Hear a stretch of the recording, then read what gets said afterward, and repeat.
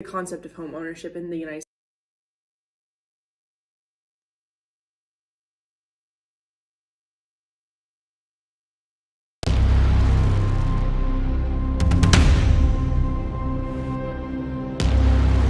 Can we reimagine the systems we live in?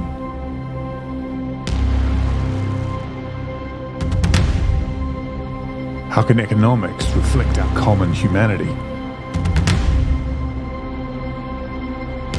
And can we change it in time?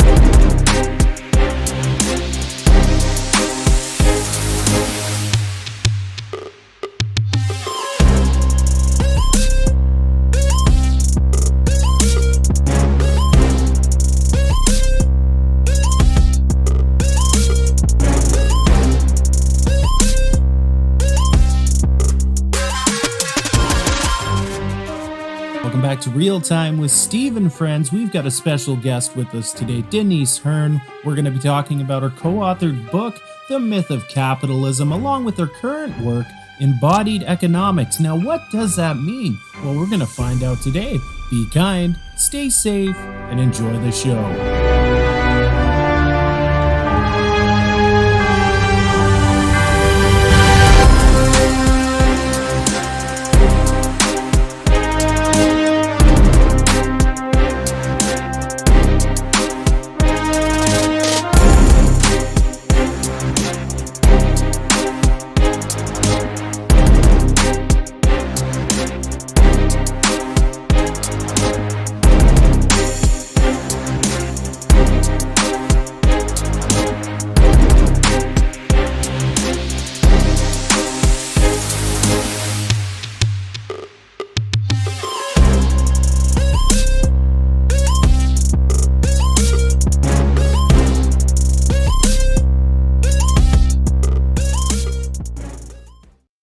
There you are. Here I am. I'm Dave Folks, your host. Welcome to another Real Time with Steve Keen and Friends.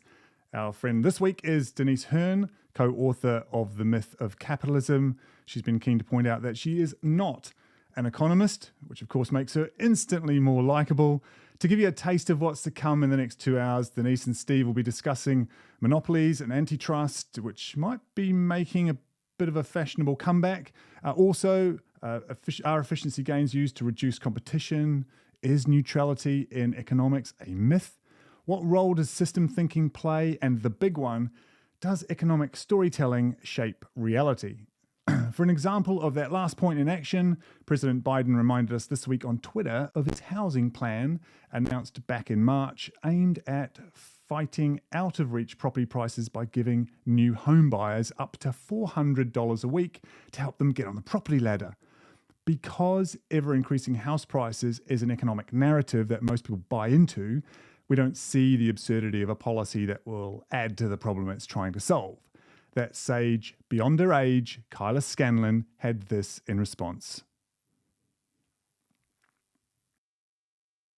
Concept of home ownership in the United States is really interesting. So from 1896 to 1996, the average return on investment in housing was 0.06%.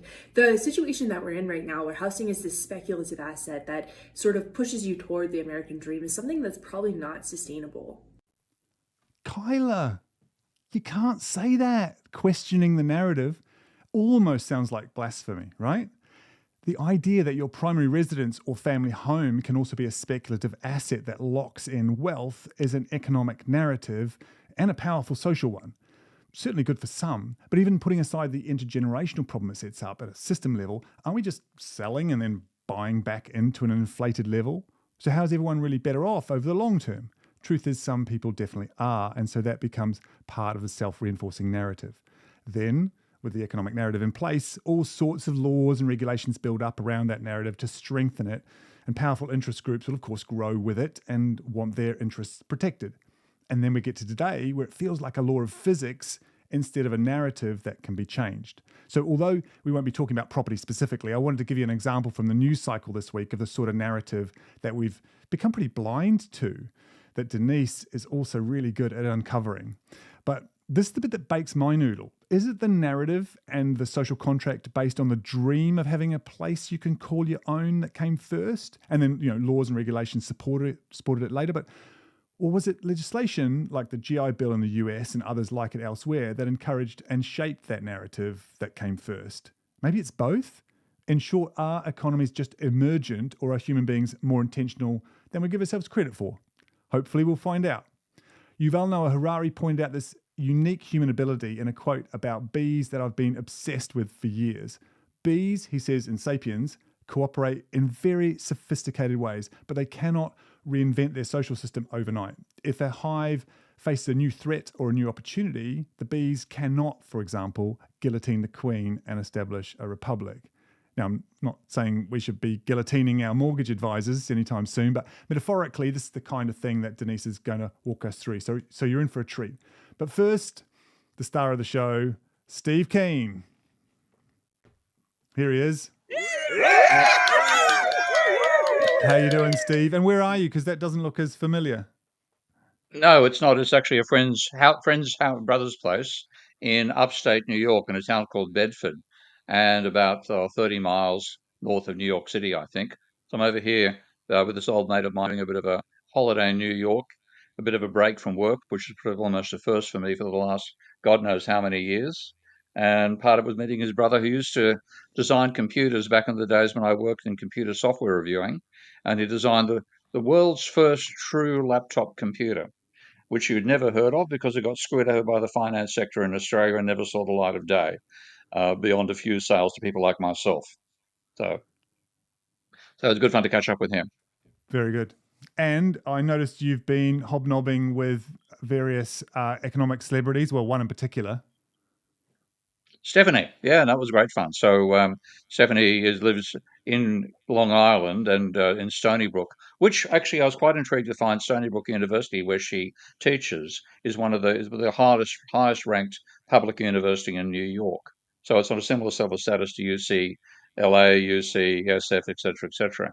A highly regarded university, not the economics department, which she thankfully is not part of, but the STEM side of the universities and she's based in the arts faculty there. So it was a chance to catch up with her, and it's been just social. I mean, the thing is, we're both under an enormous amount of pressure when you're pushing an alternative paradigm and there's a dominant narrative out there, as you were saying.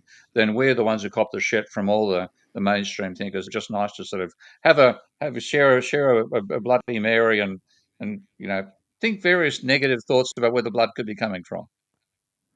Although we were just chatting before, and I want you to share the story because I thought it was funny. We were talking about, I thought you might be drinking Long Island iced teas in that shot, but it was Bloody Marys.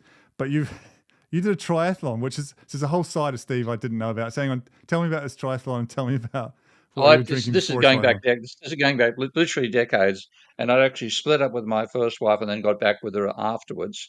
And as it happens, we both went out to this event. Oh no, went out to an event which was a dating number. This is very modern progressive garbage about 30 years ago, 25, 30 years ago. And you went with one of those rotating dinners. So you do the entree, somebody else does the main, another person does the dessert, and a fourth person does the dessert, the drinks. Oh, well, the guy doing the drinks said he'd made a Long Island tea. Non-alcoholic, he said, non-alcoholic. It was clear. Sure, right. You couldn't really taste, and it was bloody solid alcohol. And I drank, it was about, the glass was at least that big. It was actually bigger, maybe 1.5 times that size, over 100% proof, I'm sure. And I couldn't take my bike off the car the next morning. So that particular triathlon did not happen. You were supposed to be doing a triathlon. It was part of the piss take. It was like, right. No, it was just one of these big socials, meet the woody love of your life at one of the 35 tables, all the shuffling happening. So I didn't meet the love of my life, but I did have the hangover of my life the next day. Yeah, those Long Island iced teas are dangerous. I've only had one session on it, and I got completely wrecked because, like you, I thought, oh, these aren't that lethal because they actually taste pretty nice. So Yeah, I can They're totally understand why that would happen. nice can be dangerous. Nice can be exactly. dangerous. Well, I've managed to get back in the lake. I've been in the lake a lot more now that it's warmed up. I did actually manage my first winter where I was swimming. I like open water swimming. And I managed to swim through the winter this time for the first time ever. It was pretty hard actually at first, but braver managed than it. me. Well, it was more. I'd established a good habit in the summer, but I was just I hate swimming pools with enough passion. And I finally got to the point where I was like, right, I'm going to do it. And there's a bunch of us did it actually. It was really good. So I've been back in the pool, but back in the lake today, which was really nice. So I managed to get quite a bit of mileage done because I've got some events coming up. So speaking of which, I mean, I'm not doing a triathlon, or I have done. I'm doing aquabike, basically a triathlon without the run. Without the running leg, yeah. It's which, as you get older, is just much more low impact. So I'm finding it's actually really good. So I haven't got injured. Tell me about it. That's why I don't run anymore. I used to run, weightlift, tennis, cycle, and occasionally swim. And these days, I'm afraid it's just walking. Yeah. No, exactly. When low impact might work for you. Honestly, that's why I've been doing aquabike. I'm loving it. But let's should we chat to we'll chat to our guest first before we maybe chat. Bring her on. Yep, sure. Let's bring her on, Denise Hearn. Hi. There she is. Denise, welcome to Real Time with Steve Keane and Friends. Thank you. Could you wait? I have before we get into it. I have a cold water claim to fame myself. Oh, go on then. Yeah. Which is so I'm Canadian, and a number of years ago, I wanted to get my scuba certification, and I did it in the fall. And the only way that you could do the active portion where you go underwater was to go to a glaciated lake in northern Alberta, and it was snowing, and I got my scuba certification in a mountain lake. I saw someone actually in the chat is from Alberta, so that's my claim to fame, and I have never done it again. And all of the instructors were in dry suits. Water? Do they give you a discount or something? No, they would only let us stay in for 15 minutes at a time, and then you had to get out, and they had a hot water pot going, and you'd had to dump it down your wetsuit so that people didn't get hypothermic. So that was my God. So never again, but yes, that's my claim to fame. Or in my case, simply never. Yeah. Or never. Yeah, fair enough. That's the wise move. Yeah, it's not something I obviously thought I'd ever do, but I sort of got used to going later in the season, and then earlier in the spring, and I sort of just got used to it. But yeah, that's not something you think naturally. I'm going to jump into a freezing cold lake. It doesn't make any sense, but it is good for you. I've noticed benefits for it. So yeah, Denise, do you think you could guide our audience a bit on your background, like for anyone new to your work? Yeah. Perhaps tell us what inspired your 2018 book, The Myth of Capitalism, that you co-authored, and perhaps your upcoming book and how it's linked to the career that you've got now as a policy advisor. Yeah, sure. Well, first of all, thanks so much for having me. It's really fun and an honor to be here. So the 2018 book came out of, I was working actually in London at the time for a macroeconomic research firm, and we would sell research to hedge funds and family offices and institutional investors all over the world. And we had a process known as leading indicators. And so it was trying to look at economic data that actually led markets and not sort of revised data like non-farm payrolls and things like that. But we had an indicator that showed where wages were supposed to go. And obviously that's important for investors because wages are, a huge part of corporate profit margins. But the indicator started breaking down and we wondered why. And my co-author who had started the macro firm had written a few books previously, and we started sort of chatting about it. And I was really interested in what are the macroeconomic drivers of inequality in particular. And I was just starting to learn about, financial systems and macroeconomic systems.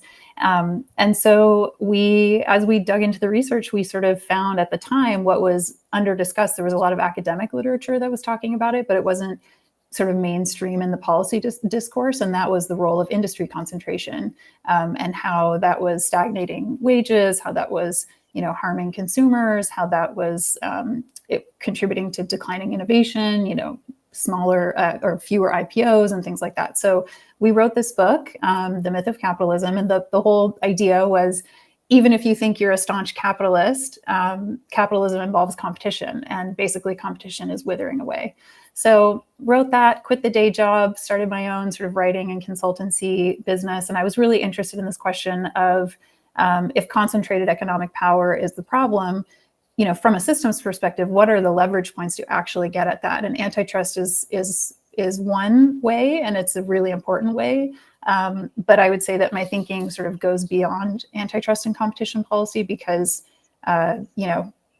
once you start going down the rabbit hole, it's like you have to learn about central banking, and then you get all the way down to the paradigmatic level. So that's where my journey has sort of led me. And then I am writing another book on competition policy in Canada right now from McGill University. Very good. Steve, what are your thoughts? Well, actually, I haven't read your book, Denise, so I'm actually a bit in the dark here. And I want to talk about the competition policy. Were you basically proposing there should be more firms in an industry, or a more complex argument than that? More complex in terms argument, of monopoly? Yeah.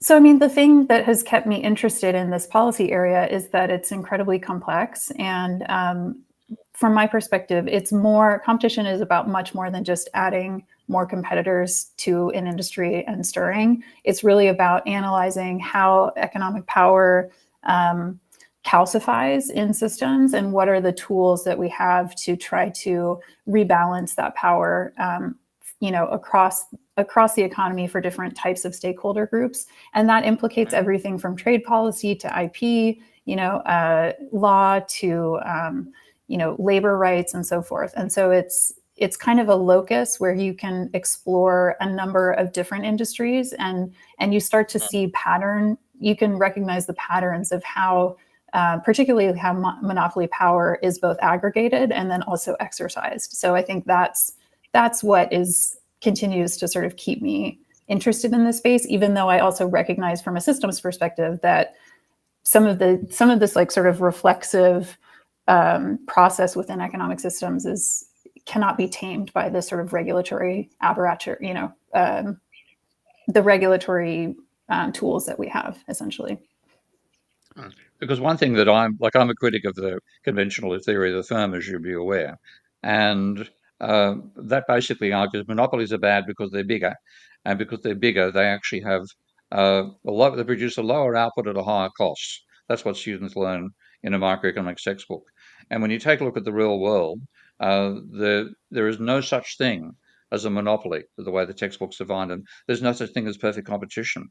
What you get is a gradation of the size of firms in different industries. So they follow what's called a power law, as you're probably aware. So the power law gives you lots and lots of small firms and a few very big firms. And the very big firms dominate overall sales, but the overall structure of the economy has got a few big firms, lots of small firms. No real average size because the power law doesn't have standard averages or standard deviation, things like that. And a lot of the competition that we actually benefit from is out of small firms trying to become big ones. So the only way they can do that is by innovating.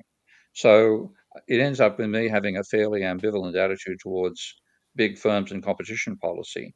I can certainly see cases where big firms use their market dominance to suppress their competitors and to rip off their consumers. That definitely happens.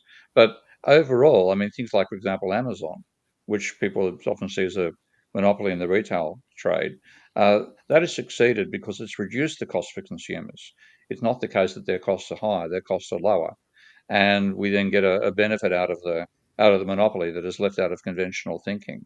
So it makes me a critic of textbook arguments against monopolies, but a bit of a fan of what you see happening in the 19th century with all the trust busting attempts regulators at that time, because you had the Carnegies and the Rockefellers really ripping off their power quite dramatically, and that's what gave us the anti-monopoly attitude in many ways, that behaviour in the 19th century. Now, where are my manners? We've started this without doing the top chatters. I got excited, I think. So, Steve, can I get you to do top chatters if we can get it popped up on screen? And let's see. Okay, Denise, all right. Yep. Denise, pay attention because you're going to do this at the end. What is this? Steve. I don't know.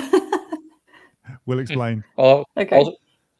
I'll start from the bottom of the middle and go sideways. So, John Watson, Wes Uri, Griddick 2, J Bay 088, Kevin Mays, Lone Shark 88, I could do the Hospital loan shark right now. Mark Heffernan, Elliot McIntyre, Kathleen Smith, Chris Bluebay, Downton Xmas Tree, Encore Ho, oh, that's cute, Vladimir Rock, Bill Goffey, Dee Smith, Christopher Dobby, The Herald of Change, Alex Plante, Schote, David Wilkie, Chris Hammond, Wayne McMillan, Web Freak, Steve Fritz, TR, Alan Emerson, Dark Lab, Harry Seaton, Jim Roberts, Igor Insanik, Jean-Noel Oliveira, Planksip, Manoharan, Joe Polito, Philip Dyers, Dreg-Eye, Thomas Darlington, that's not like my mood first thing in the morning, Thomas Serge, fellow citizen, Economics 1 Lesson, Bob Liori, Josh Buckham, and Tony Wilson.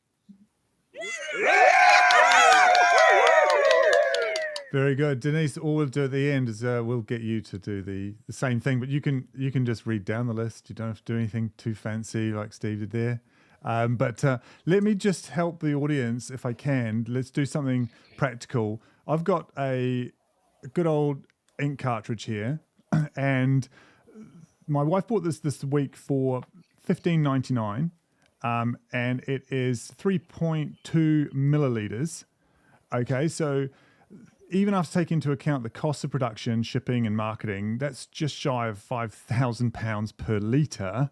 And that's the story for all major printer manufacturers, right? Now, spot price for petrol here in Hemel, which isn't easy to extract and distribute either, was £1.43 this morning. So what's going on with the ink in cartridges? I'm not the first person to point this out. Is there some value in it that I'm missing, that I'm not seeing? How does competition work if it doesn't drive prices like this, which is quite absurd, down, or offer a solution that's better?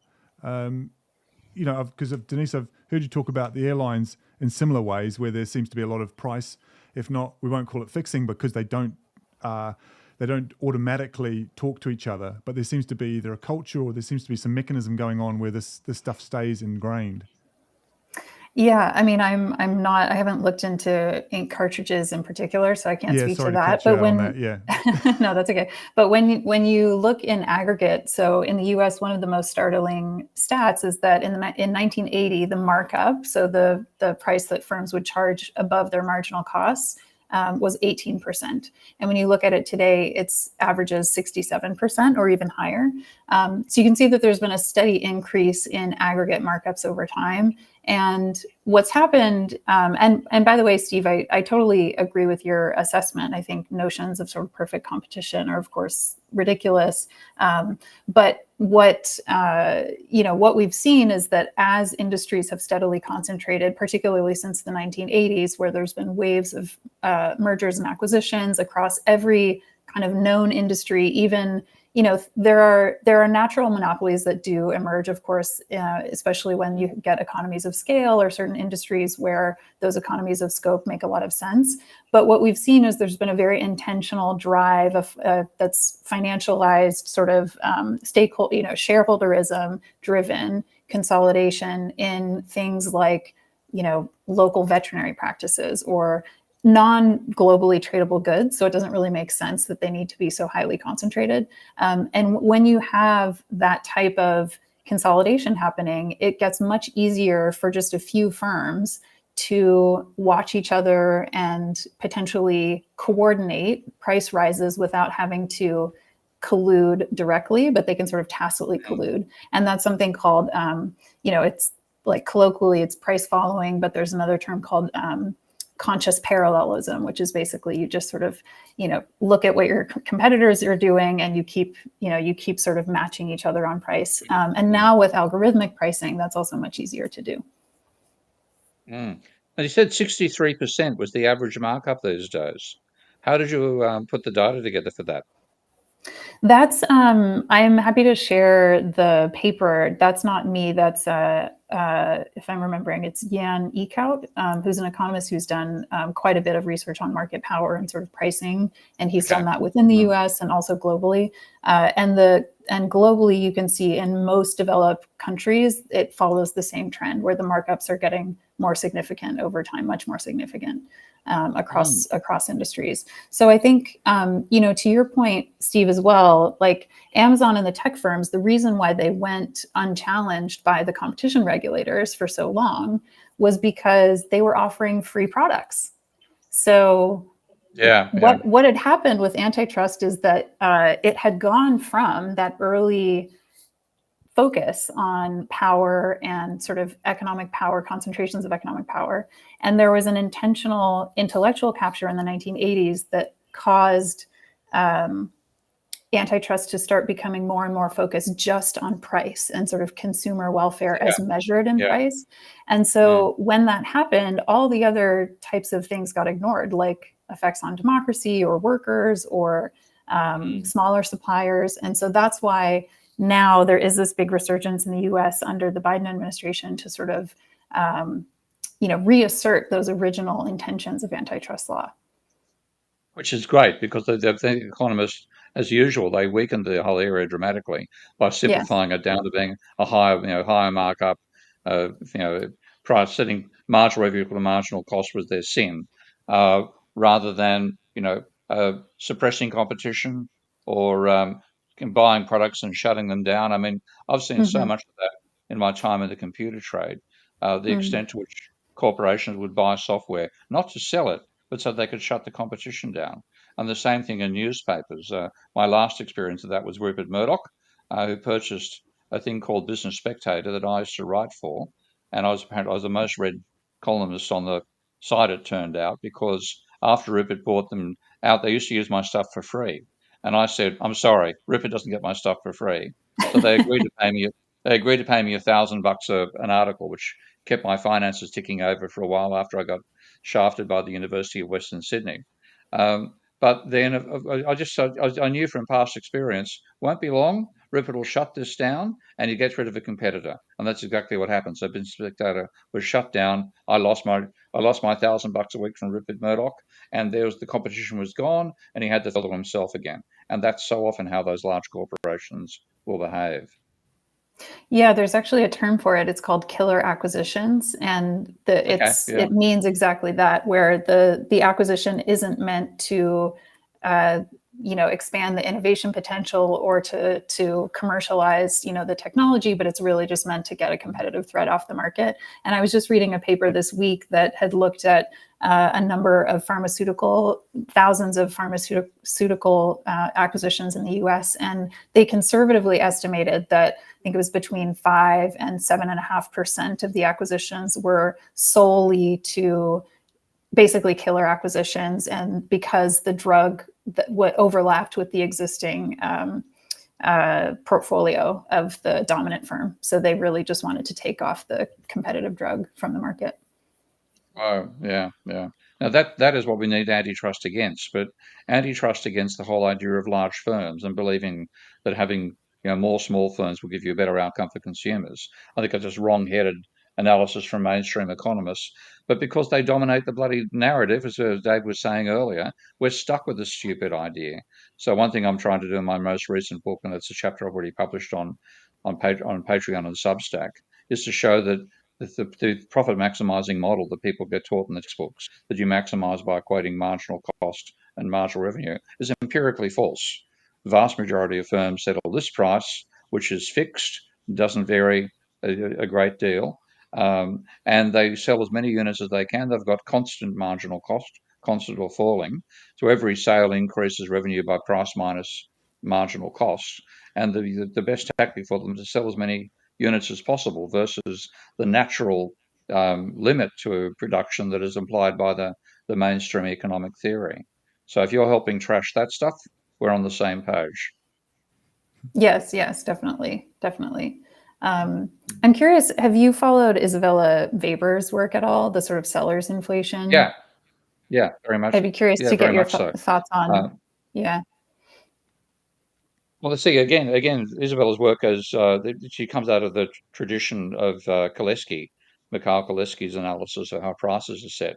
And rather than this usual neoclassical nonsense, Kalecki said, well, price you can use it like a sort of macroeconomic formula to derive an argument for pricing. So you start by saying prices times real output are equal to nominal output, and then you've got an index for the rate of inflation and the nominal output, and then you break down the price to being a markup over your labour costs. So you have a markup which is set by firms, and then the labour cost per unit tells you how efficient your productive process is. So when you put that equation together, you get three components to it.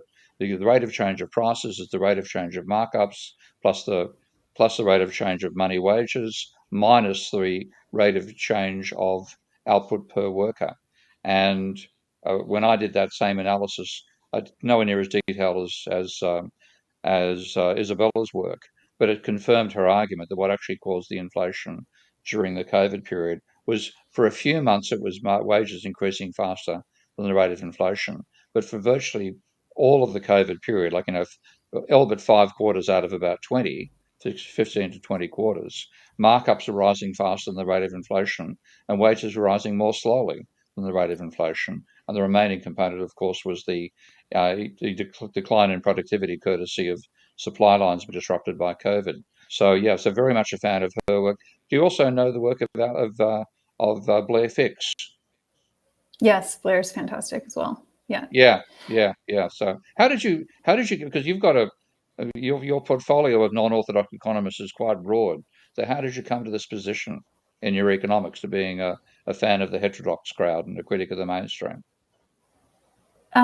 Well, as I mentioned, I mean, I've never formally studied economics, but I think what I started finding in my exploration was bumping up more and more against this sort of this widening gulf, between reality and economic theory.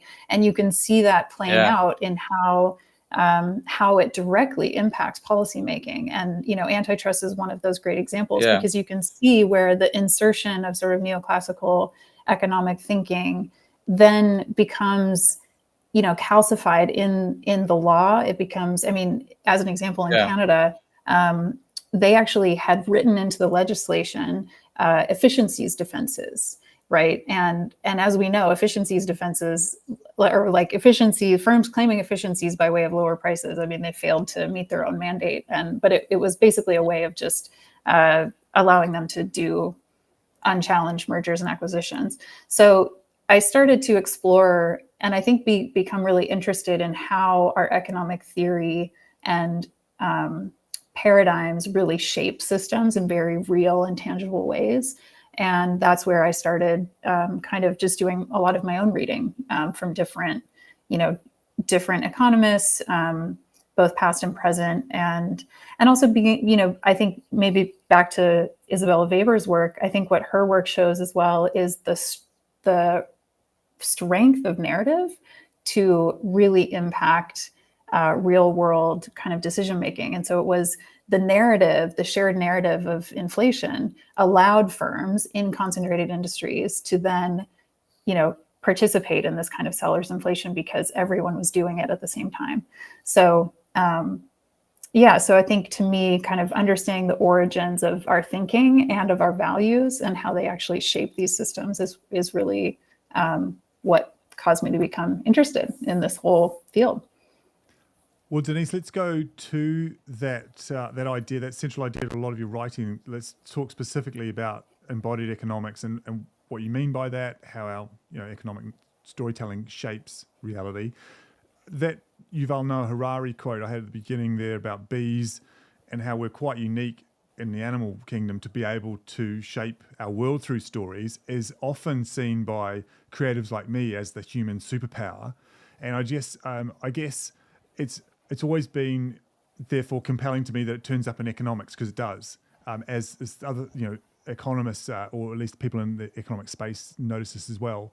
What's a good way into this idea about economic storytelling and it shaping reality and the idea of embodied economics? I don't know of an example to give you or anything like that.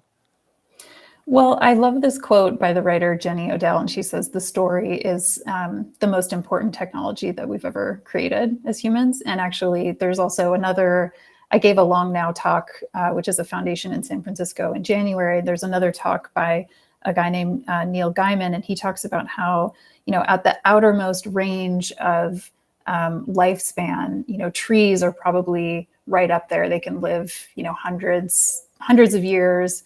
And he talks about how stories live much longer than that. I mean, thousands of years. They cascade through human history. And so in a way, stories are also alive. They're very much, they shape, the reality of our physical reality, our metaphysical reality.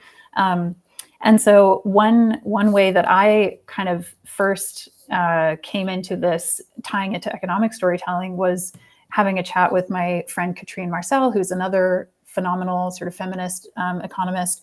She's written an amazing book called Who Cooked Adam Smith's Dinner? You should actually have her on. She's wonderful. Actually, it turns out it was his mom, because Smith was a bachelor that lived at home until he died, or until his mother died. So, she was, anyway, it's brilliant. The book is amazing. But her and I were chatting, and she said, when you look at the city of London and you think about it in the past, there was a time where the churches and the sort of spires of cathedrals were the tallest buildings in central London, because they manifested physically this idea that those were the economic power and the sort of hegemonic power structures of the day. Then as you move into kind of early 20th century, you start to see the emergence of the parliamentary buildings, Big Ben, and so forth, these very large state institutions. And now what is the city of London dominated by? The skyline. It's like all the financial institutions and luxury condos, right? And so you can actually see in this incredibly embodied physical way, the way that the meta narratives and the meta structures of our paradigms physically manifesting in our cities in that way. So I think that, to me, makes it very tangible and real. Yeah. Steve, your thoughts? I was up one of those towers the other night. I was doing some filming for a big financial company, actually. It's my job during the day, and and because I'd listened to that same talk, Denise, that was what's clanging around in my head. It's like, here I am up the Leadenhall building, and surrounded by financiers that I'm filming and making content for, and it's impossible to escape seeing that once you see it. So, and of course, it's more pronounced in other cities. Sorry, Steve, you had a thought there. Sorry. Well, I was actually going to say, unfortunately, I dropped out a short while ago, so I didn't hear an explanation of your technical background, Denise. So, can just, for my sake, anyway, fill that in. You probably told everybody else, and I was frozen. I don't have a technical background, so don't you? I'm just okay. So I'm just a curious person that has done a lot of reading and gone down the rabbit holes, trying to understand, being very curious about how markets are shaped at all different levels. So at the paradigmatic level, and then how those values get sort of calcified through regulatory and legal systems and so forth. And my kind of specialty is in competition and antitrust, but I think because I'm a systems thinker, I need to sort of understand things to the fullest breadth possible, and that's why I've done all of this other sort of thinking and writing. Well, that actually puts you in the same category as Ty here, because Ty also doesn't have a technical background in terms of an academic degree, but he was also a system thinker. And that's how we came to be aware of his work, because he was using my Minsky software to do stuff that, from my point of view, somebody who designed the software, I found quite mind-blowing. So it's often being free of, and that's, in that sense, you haven't been put through the usual narrative of an economics degree, which I describe as a lobotomy by thought, rather than an education. So it's a pleasure to deal with people who haven't been sucked into that load of nonsense. That isn't. I mean, I did get an MBA from Oxford, but that's the black sheep of the academic community, anyways. They don't take that degree very seriously. Yes. What did you do before what was done before the MBA? I did a bachelor's in international development. I thought I was going to go off and live in Latin America and start a nonprofit, and here I am. That didn't happen. Okay. That didn't happen. No. Okay, but you didn't do Economics 101. Have you looked back at Economics 101 out of curiosity? Yes.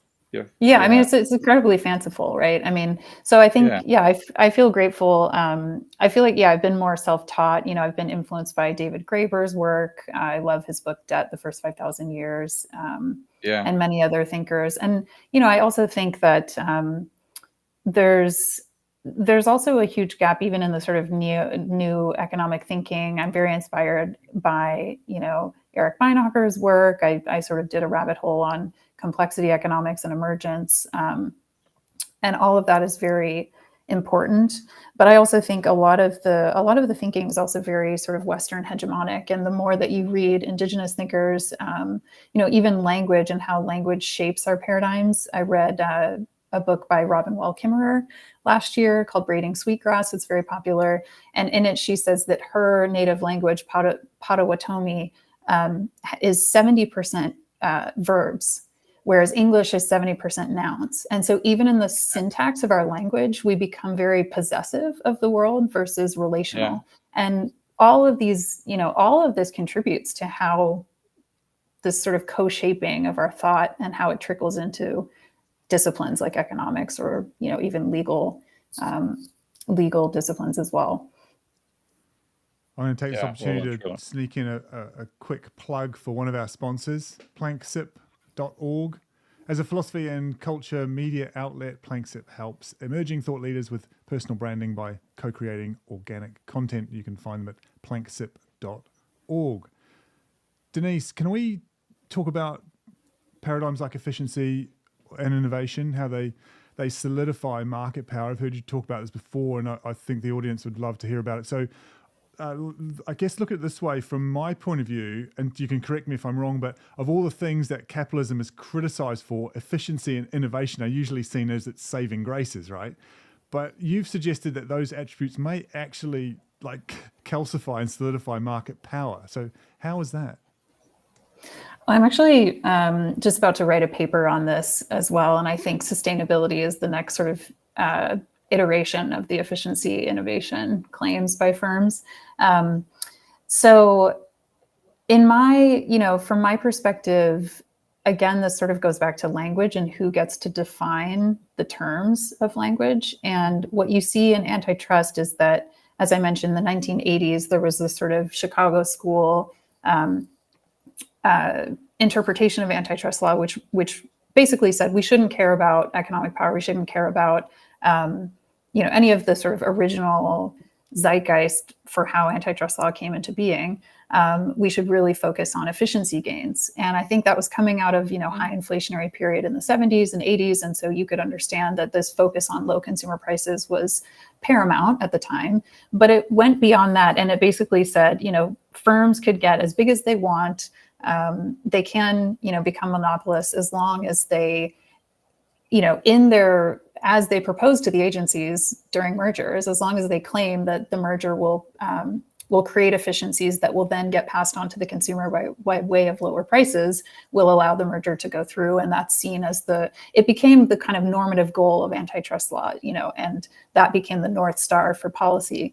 And I think what's important about that is a few things. One, it was presented as neutral, even though it had major allocative effects. And then, as I mentioned, there's a great US economist who's done a post-analysis on thousands of US mergers. And what he found was that in 95% of cases, his name is John Kwaka, in 95% of cases, when you had mergers that led to 6 or fewer competitors within an industry, prices rose following the merger, right? Because they have market power now, and that's what firms want, and then they can raise prices. Yeah. So it failed its own mandate, right? But it became this. It became something that was utilized by firms to basically mask the fact that they really just wanted to aggregate market power. And can I ask, does that cap and is there any way that, I think Steve, you hinted at this before, this could all be fixed by having, break up all monopolies and just having small businesses? Is there an obvious answer here that we're missing, or is it just really about bringing back antitrust and allowing for big monopolies or large duopolies or whatever, but making sure they're regulated? What's the obvious answer do you think? Asking Denise or asking me? I don't mind. Denise or whoever wants to jump in. I want to let Denise go in first, and I'll jump in after that. Okay, I'm pushing you forward first of all, though. Nasty me, but anyway. You want to rephrase the question, Doug? Yeah, sure. Doug, rephrase the question. If there's a solution, if the problem is monopolies, is there an obvious solution, or is it just apply the regulations that they've said they're going to be subject to? Yeah, I'm happy. So I think it's a combination. So I think what you've been seeing under the current Biden administration with Lena Khan at the Federal Trade Commission and Jonathan Cantor at the Department of Justice is utilizing the full breadth of the tools at their disposal to really challenge abuses of market power. That's really what this is about, because big isn't necessarily bad. You can have these economies of scale, which do benefit consumers, network effects, which is how social media sites, of course, became ubiquitous. And so those things are not, scale is not necessarily a bad thing, but scaled extractivism or scaled surveillance or scaled these things, then that really tips you into, territory where mega firms are basically imposing their own private regulatory regime on markets and their own sort of non-democratic decision making. And I think that's what antitrust law is really meant to do, is to try to counter the abuses of that possible scale dominance. And then I do think that there are many other tools to try to get at this problem, whether it's other regulatory regimes or public options, for different things. So there's many tools at your disposal to try to sort of rebalance power across the economy, but antitrust is just one of those tools. But I'd be curious what Steve thinks. Yeah. Well, the problem I see is that we have a mythical view of what competition is. There's the textbook argument about rising marginal cost, which is the rule in probably less than 1% of firms actually have rising marginal costs. But the textbooks are based on a myth. Then that myth comes out and says monopolies produce a smaller quantity at a higher price. If you could change the monopoly into lots of small competitive firms, you'd increase output and reduce costs. And that's become the attitude which I think shaped and distorted antitrust legislation, because, as we both said, the origins of that was responding to the robber barons of the 19th century and how much they abused corporate power to exploit landholders, to make sure they got the increase in land values around railway stations, and to cut off food supplies, all sorts of horrific behaviour like that. So we needed lawyers there rather than the economists. And typical economists, they jumped into the nest with their own bloody theory. I call them the cookers of the animal world. They throw in their egg into other areas where they don't belong, and then take over and drive out the native species. And we then have this infestation of economists everywhere, but particularly in antitrust legislation. So my feeling, and I actually gave a course on this front way back when I was at the University of New South Wales, is that if we want to talk about competition policy, in a sense, the intention is to benefit the consumer, the end consumer, and we should be looking for industry structures that have achieved the greatest level of benefit to consumers.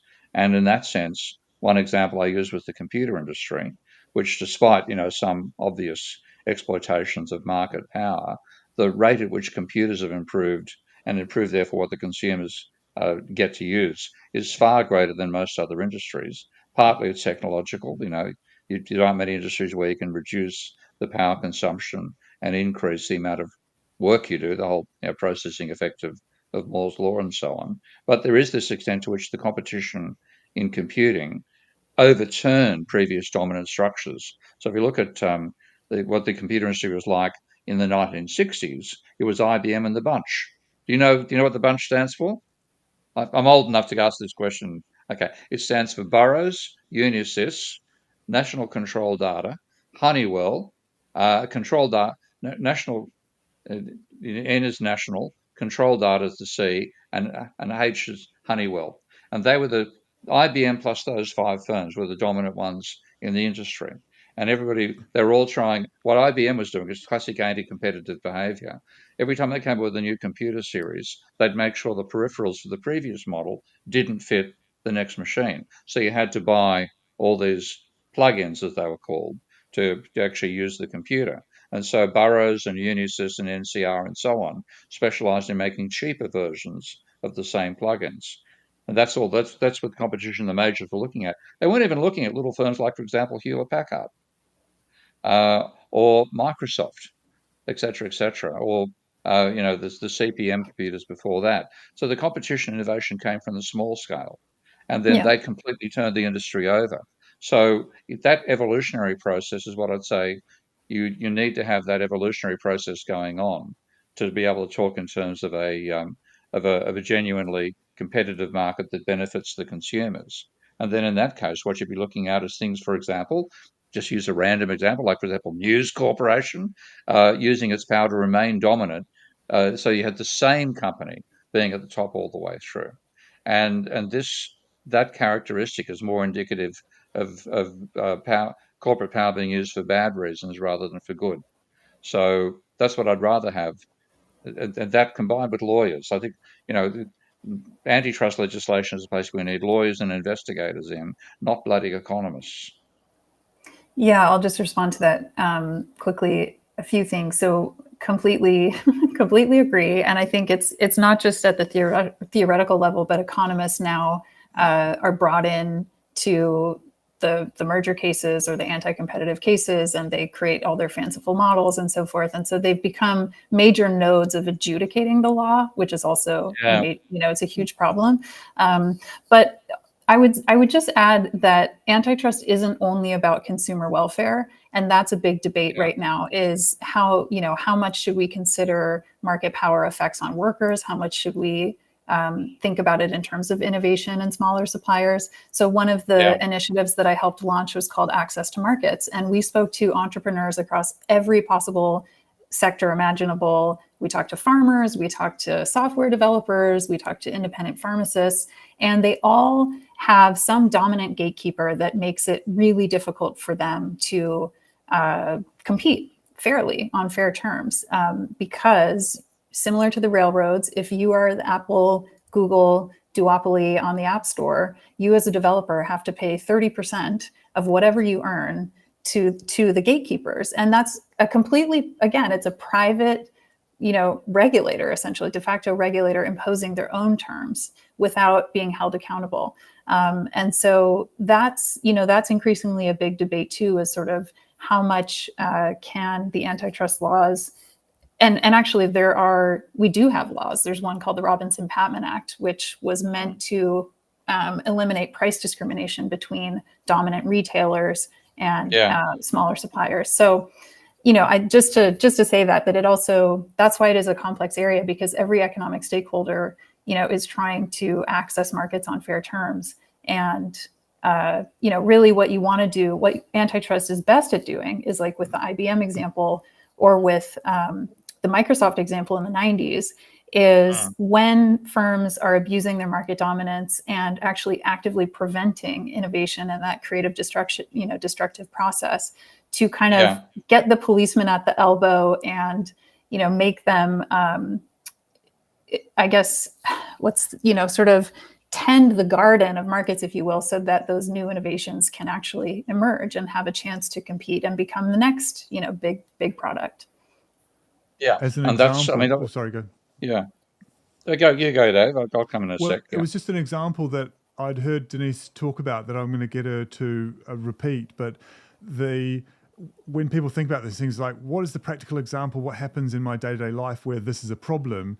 And Denise, you've cited before a 2022 profit report from Apple where it showed that they'd paid 5% of their revenue, 5% of their profit came from, which way round was it? It was Google, or was it the other way around? But Apple. It was Google paying Apple to like be $30 billion a year. Yeah, something like that. Yeah, like insane amounts, right, of money to be the default browser on any Apple product, to have Chrome. Yeah. And that's a way of entrenching dominance, because all the developers knew how sticky defaults were in the user design process. Yeah. And that's like, I confronted that myself just recently, because I'm now giving online lectures, which is a whole other ball game for me. But as part of both revenue earning and also getting my ideas out there. And I thought, well, let's check about doing it through Twitter rather than through, this platform called School, and I'm using Zoom and so on. And I was gobsmacked when I looked at the term and conditions for Twitter. I expected to pay some money to Elon Musk, but 30% of the price we charged went to Apple. well, what the hell's going on here? Because, okay, so I use an Apple phone as it happens for my Twitter feed, but it appears that they've got some sort of deal that any application which is distributed through the Apple Store, which includes Twitter, obviously, has to require anybody who uses the app to give 30% of the money to market to. It's just horrific. Yeah. And it's actually had one of my great old friends is the Yanis Varoufakis, the ex-Greek finance minister. He and I were Yeah. colleagues together at Sydney University way back. And Yanis was on my podcast, the pod that goes out on the Debunking Economics podcast with Phil Dobbie, promoting his latest book, which was called Techno-Feudalism. Techno-feudalism. Yeah. Yeah, and like originally I was skeptical a bit, but then in the middle of reading that book, is when I got hit with this 30% of my money going to Twitter goes to Apple, and I thought that's feudalism. It's a technical thief. If you want to get into that virtual property, you have to pay 30% of your money to Apple, and that's just outrageous. That to me Right. really is outrageous. Well, and this is where the strategies of monopolists don't change over time. So that's a classic toll booth, right? It's Yeah, just that exactly. the tactics change as the market realities change. But that you can replicate that example, Steve, across every known industry imaginable. Like once the deeper you go down this this sort of rabbit hole, you recognize that those toll booths, those kind of unfair contract terms show up. They're ubiquitous. And that's why the Federal Trade Commission just issued its first rulemaking in 50 years to say that non-compete clauses should be illegal across the entire country, with a few exemptions. But basically saying, we should treat worker mobility and worker freedom the same way that we think about, other areas of the economy, and that actually unleashing workers to go get higher wages at another McDonald's across town could, earn workers $300 billion more per year. Because again, this is just a tactic to suppress wages and give workers less ability to freely move around the economy. Mm-hmm. And it ends up being exploiting power. And one of the great appeal of the neoclassical vision of capitalism, which is a fallacy, but there's a certain base truth of the fallacy, is you have freedom under capitalism. Now, workers, to me, that freedom is actually stronger when workers have some bargaining power back against capitalists. And what's been happening, courtesy of mainstream economic theory for so long, is just weakening them every step of the way, abolishing trade unions, reducing union membership, and finally, the workers don't have anywhere to organise against the bosses. And Yes. this affected me when I was working in journalism, because I was trying to get what I called issues-oriented journalism into the newspapers, because what you have in the main is event-oriented journalism. So an event occurs, you get a reporting of it. You don't see why the event occurred. And this is something which is being worked on by people in the Journalists Association, by some leading thinkers in media in general, too, the need for more issues-based journalism. And to me, if you were never going to get decent journalism out of trying to restrain Rupert Murdoch, but you would get decent journalism if you gave the workers who work for Rupert Murdoch, the power to push back against his directives. And of course, that's been eliminated. And now the News Limited is it's Rupert Murdoch's opinions and the opinions of people that Rupert Murdoch agrees with. That's what we get in the paper, not information. And it's that sort of undermining of the power of workers to push back in capitalism that's a major reason why we have the power concentrations and the inequality we have today. Yeah, I couldn't agree more. And you can also see that in the data when you look at things like percent of or wages as a percent of GDP, or and you look at that contrasted against corporate profit margins, and there's just this widening gulf. So definitely, I mean, I think it's much harder for workers, one, because of the decline of things like unions and the formal organizing structures, but also to then bargain against very concentrated employers. And that's called monopsony, when you have just one buyer, right, of labor, or just a few buyers, then it's much more difficult to bargain. Yeah, and they've cut out of bargaining completely. Dave, you got an interjection to throw in there, I can see. Well, there was a couple of tweets that came up that were, I think they were largely comments as I saw them, but there might have been one that we could go back to if it's possible. There was a couple of questions, but there was someone put up something I thought was quite funny. You were talking about the sort of toll booths that go up, and they put down a troll booth, which was very troll booth, yeah, very clever. So I'm gonna try and not sound skeptical when I ask this one, but I wanted to. You've mentioned before the myth of neutrality in economics. So Steve's going to love this one, and there might be some overlap about things we've talked about, I know, but I think specifically talking about this idea that gets probably used knowingly, the idea that economics is meant to be neutral, so we're not using it to our advantage or anything. So I'm trying not to sound skeptical when I ask this. But surely economics is a pure and neutral science that is above manipulation by monopolies. If a company doesn't have a good product or service, customers will still go elsewhere or they'll be disrupted by a blockbuster. Yeah, exactly, right? So I'm sounding like Hajun Chang, I know. But, shouldn't we just let rip? That's the sort of thinking on neutrality and just go with this pure natural system. What would you say to that? Is that to me? Yes. Sorry, Denise. I'm afraid so. Yes. Yeah. I know Steve will have something to say, but I wanted to hear from you first. Oh yeah, no. I mean, I've thought about this a lot, and I think I actually posted on Twitter once that there was no such thing as, neutrality and sort of pure objectivity. And I have never had more white men get angry at me. And I found it fascinating. And one of them in particular was a competition economist. And he said, this is anti-scientific to say this, and this undermines, all of these people doing good work. And he said, essentially, if I drive 120 miles per hour into a brick wall, I die. That's neutral and scientific and objective. And then he said, so first of all, I didn't say that facts don't exist, okay?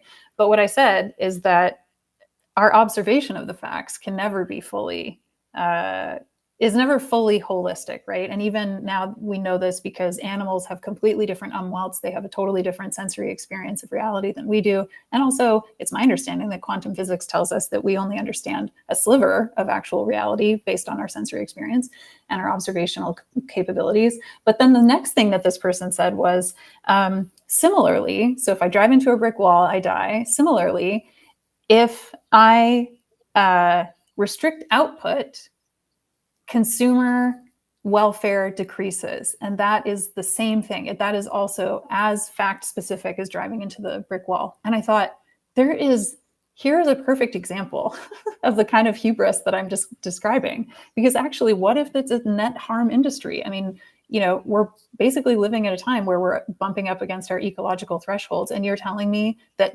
there's never an instance of output restriction that would benefit consumers, i.e., oil and gas consumption or toxic chemicals but this is the kind of blindfold that afflicts and then really influences the policy making and the kind of the collective like intellectual hallucination around these things. So anyway, but I'll let Steve respond, but I have one quote that I absolutely love from a feminist economist or a feminist thinker back in the 70s who wrote a paper called The Tyranny of Structurelessness, which I'd love to read. So let me find the quote, but I'd love to hear Steve's thought.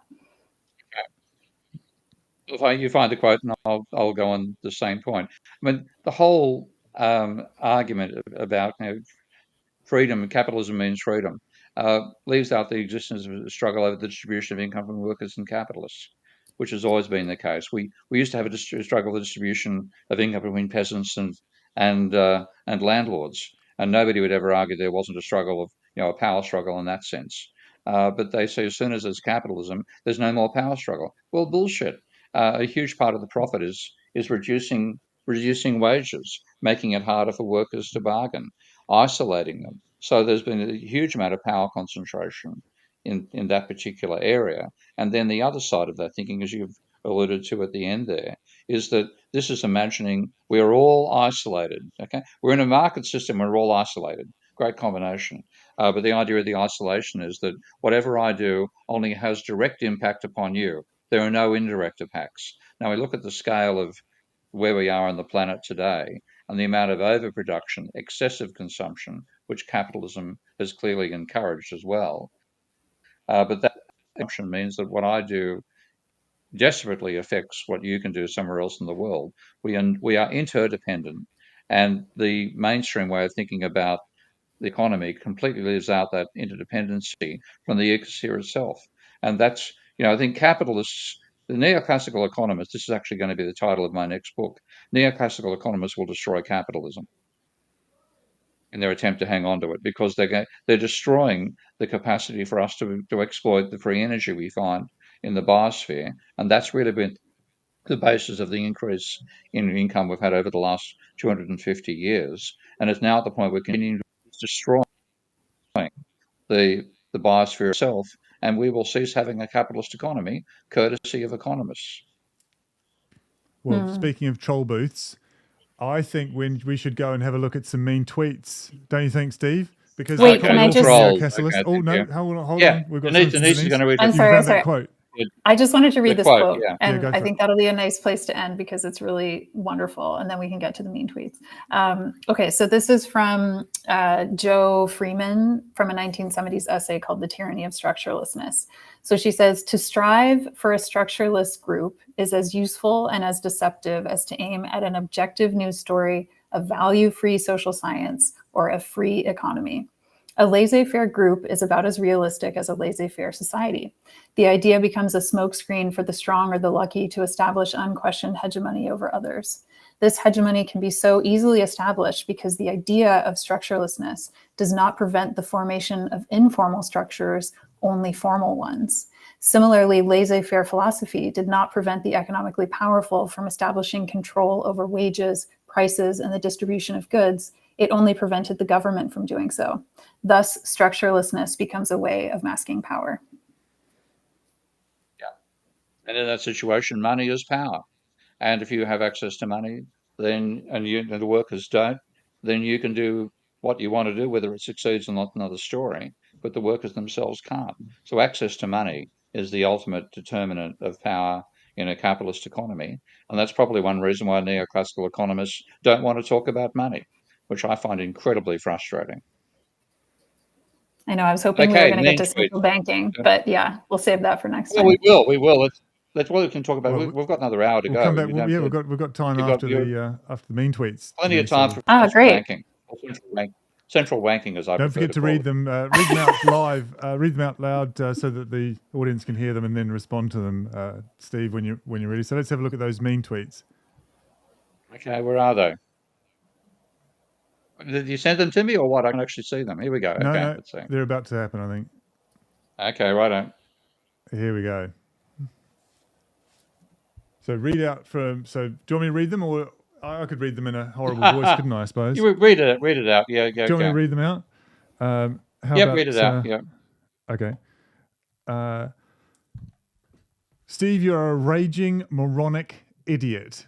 You said nothing in this whole lecture other than asset liabilities plus equity, which was figured out 500 years ago. Please go away and stay here. Please go away and stay there. Well, I would if economists understood that line, and they don't. They've been 500 years, they've been denying that bloody line, that assets equals liability plus equity. And when you put that into their logic, it rules out the money multiplier model. It rules out the idea of fractional reserve banking. It establishes that governments don't borrow, etc., etc. So if you follow that line through, you get a completely different economics. And what I'm trying to say to economists, including this idiot, whoever this is, wake the fuck up. If you don't understand this equation, you don't understand capitalism. And the sort of people who think this is passé are the ones who don't understand capitalism. So I could put the media corrupt in the same bloody group. One down, what's next? One down, yeah. Hey, Steve, what's amazing is how you lie about the economics profession to grift and make money. I wish that was true. I wish I was making a fortune out of this. I'm barely managing to survive. So the crowdfunding barely keeps me able to pay the bills. So I wish I was grifting and making money that way. and lie about them, all you have to do is read them. Okay, this is the thing. I read about the dirty bits. So Denise had a beaut one a moment ago. I might try to find one on from Paul Samuelson, for example. But I just read out the dirty bits from the literature. So I haven't got the quote from Paul Samuelson in front of me. But he tried to explain why markets of demand curves slope downwards. And as part of that, to actually prove that it slopes downwards according to the conventional theory, he was willing to assume the existence of a benevolent central authority that reallocated income and wealth to make everybody equally happy. And that's part of the theory of how we downward sloping market demand curves. Read that stuff out. Who needs to lie? You just need to quote the fuckwits and have the stuff put into the public arena. Next quote. Very good. Next one. Let's have a look. What have we got in the goodie bag?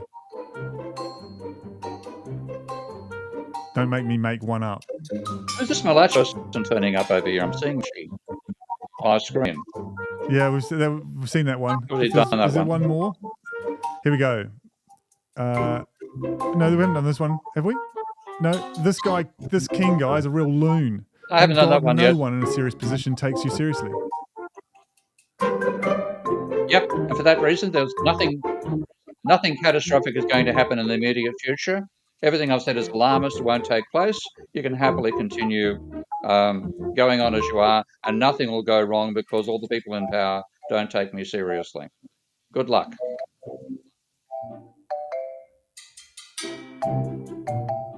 Very good. That's mean. I mean, is this a hazard of the position you're in, just like having to do this, or does every economist really get this kind of abuse?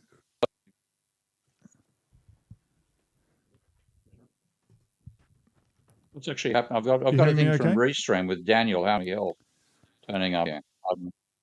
I can hear you okay. Yeah, just my screen's getting disturbed by something else about from Restream here, but I'll ignore that. So sure. Ask away or say away. No, I was just wondering if if you feel like the abuse like that comes from people who are just deeply invested in the neoclassical stuff, or is it other areas? What's the pattern? Is it always to do with, well, you don't believe the mainstream narrative, so therefore you're obviously trash? Yeah, that's mainly that. That's the main place where it comes from.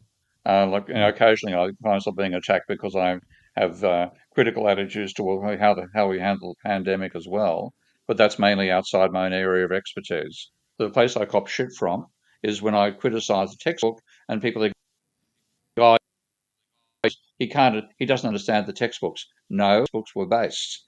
And you think the textbook is a bit strange. Why do you read the bloody papers underneath it? They're even weirder. So it is mainly the fact that I'm challenging, and basically I'm challenging people's not self-worth, but a foundation of why they think they are worth something. And that comes out of the market attitude and all that comes together. So I end up, I'm making what they see as a visceral attack on their sense of worth. But I'm simply saying, look, we have a mythical view of how the economy operates, and that mythical view costs us in the real world quite substantially. And they were talking about for a while the antitrust. We have removing sensible controls against exploitative behaviour and reducing everything to having, the more firms, the better, trivialising important issues. And of course, in climate change, what we're seeing now is economists are responsible for trivialising the dangers of climate change. So, but when I say that, I'm saying, well, your lifestyle can't continue as it is. You're not going to be able to continue flying international holidays, etc., etc. So I end up being, I'm saying your whole lifestyle is based on fraud. That doesn't make me very popular with many people. I don't know why. Apparently, according to Political Economy 101, us socialists also critique him because he's ignorant of socialism. Apparently need to know that as well, Steve. Yeah, I haven't read enough Marx, obviously. All I've read is everything Marx ever wrote, so what would I know about Marx? And, I remember being a guest on this show, and we talked about this as well, and this relates to Denise's idea of embodied economics. Is like the idea, or the metaphor I used was a marketing one in which people people buy emotionally, and then they post-rationalize after the purchase. And it's the same Yeah. with worldviews. And it seems to me that economists buy into a worldview first, and then add layers of proving rational data on top afterwards. And so it's very hard to shift, or you can't shift anyone's worldview using facts. I don't think. I'm not sure. I mean, I don't have any data to prove that, but that seems to be the way that people talk about these things. Is there's just no way to penetrate using facts. And I think that's where storytelling is powerful. You tell a better story that people want to be part of, then you can get somewhere. But of course, I'm just riffing. I don't. There's probably people like Denise you got a lot more data on this and might have a point of view on it. I was just trying to think of... online again, Denise. What's that? Sorry, you online again. Yeah. No, I was just trying to think of, René Girard has that, I'm blanking on the term now, but on the kind of collective myth making that we do. And I think that's, I can't remember. I'm going to have to go look it up now. I'm forgetting it. But, I do think that is why it is difficult, because I think the stories that we tell ourselves and collectively, form such a huge part of our identity that it is difficult to then rationalize our, decision making, because it's it's so core to how we see ourselves. And you also mentioned how stories have a life of their own and live forever. I mean, one of the obvious stories for anybody in the Western world is the story of Jesus Christ and Buddha in the West, and Muhammad. And these stories have lasted for thousands of years, and they shape our behavior now in a way which is profound. And economics, the supply and demand of Alfred Marshall's little myth, it only differs from a cross by the fact that it's on a 45-degree angle. But otherwise, it's another form of Catholic religious cross. And and that's supposed to lead to equilibrium rather than salvation in heaven. So the stories dominate forever. Now, central banks. You want to talk about central banks? So you lead the way. But I want to talk about religious storytelling now that you brought it up quickly, because I did think about this a while ago as well. And in my mind, I sort of thought that when you look at economic, neoclassical economics, or sort of general systems economics, and financial systems thinking now, you do have categories of people where you have the, you have the evangelists who go out and evangelize with the current, then you have the apostates, which I think, Steve, maybe you're one of those. Actually, I would describe you more as a prophet. So you have the prophets who are sort of crying in the wilderness, showing a new way forward, and then what's the other one? I had a fourth category that now I'm forgetting. This was a little while ago, but I completely agree. Heretics? Yeah. Okay. But anyway, I'm a prophet and a heretic. Apostate, heretic, something like that. Okay. When you nail that thesis to the cathedral door, Steve, we'll look out for that. But it's so hard. I mean, you fight against a belief system. And I saw a tweet, and I wish I'd kept a copy of it from just some random person on Twitter. People would rather die than change their beliefs. I thought, that is fucking true. And that we see, I mean, we have plenty of religious wars, which literally is reality, but the same thing applies now, and it applies to scientists as well. The difference with scientists is when they've got experimental contradiction of their paradigm, then ultimately that forces change and generational change.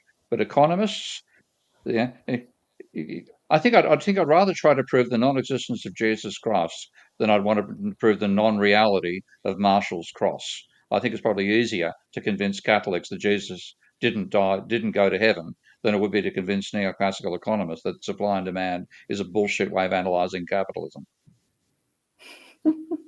I've got another quote for you that I like. Okay, hit me. Yeah, Stephen Marglin, who's a Harvard economist, and he says that economics formalizes the cultural presuppositions of modernity into a coherent framework, and the assumptions of economics are the myths of modernity.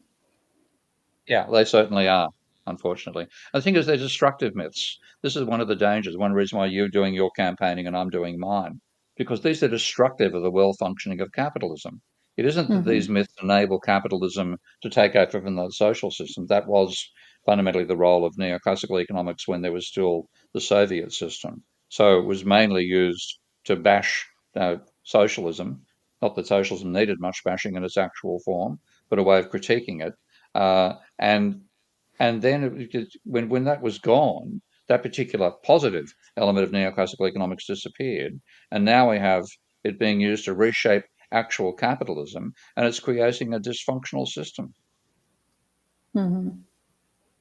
Completely. And maybe our bridge to central banking is, my understanding is that the Fed hires the most PhD economists out of their program, and then the second largest hirer is actually Amazon. So they hire the second Amazon highest number of PhD economists. Yeah. Well, that probably gives me a chance to believe Amazon might finally fail. Good. I haven't seen any Exactly. PhDs drop off classes. What was that, Dave?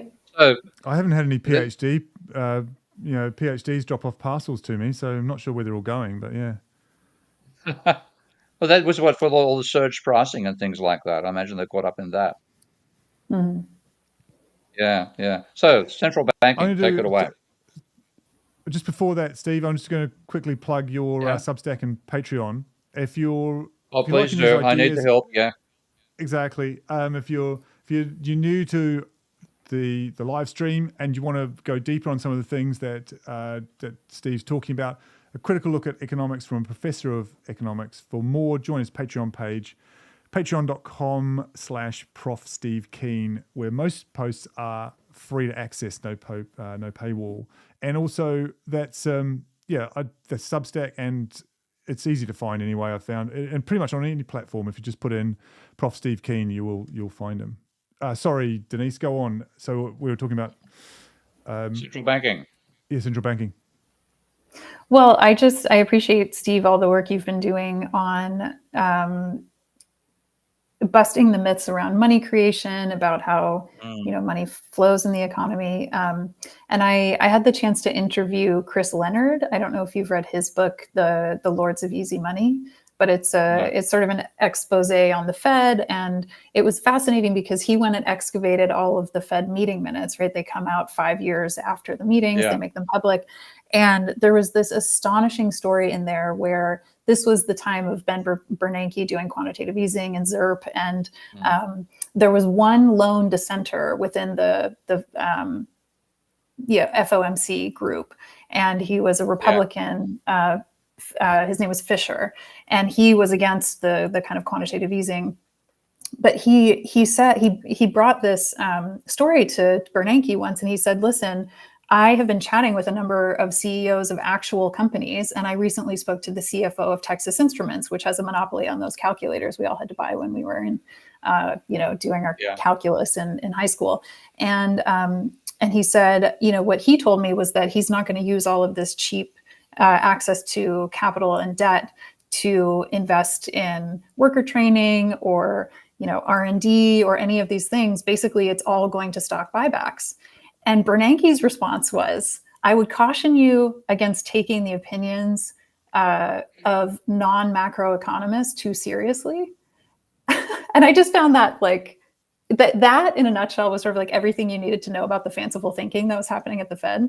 I think that's very true. Yeah, it's kind of astounding to, Richard Fisher, somebody said, put in the chat, astounding to just see the kind of allocative effects that monetary policy has, again, under this banner of neutrality, of sort of like, oh, we're just tinkering, with the levers at our disposal, focus very narrowly on these kind of the dual mandate of employment and inflation, but actually having really broad allocative effects across the economy.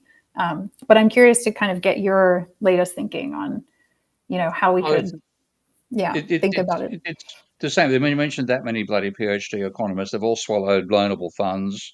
They've all swallowed the efficient market hypothesis. They've all swallowed neoclassical thought completely.